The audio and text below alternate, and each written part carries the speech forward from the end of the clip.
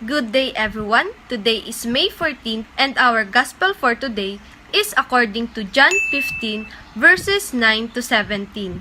I am Juliana A. De Vera, your gospel sharer for today.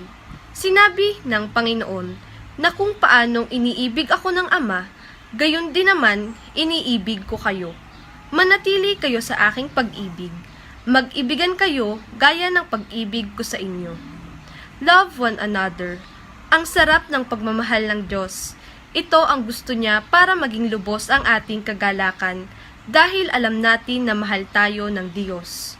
Kung tayo ay mahal ng Diyos, sino pa ang mahal ng Diyos? Lahat tayo. Lahat-lahat pati ang mga kinaiinisan natin, mahirap man o mayaman, maging makasalanan ay mahal ng Diyos. It may seem that God's love is demanding.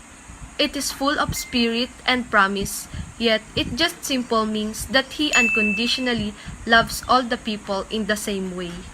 Therefore, we need to obey His command, which is to love other people, whatever circumstances they might be in.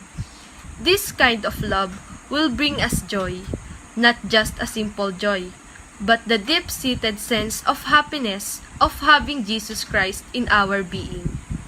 It is a complete fulfillment and pleasure to be in the presence of God. Kaya ang hamon sa atin ay mahalin ang ating sarili. Mahalin ang kapwa. Mahalin ang mahirap mahalin.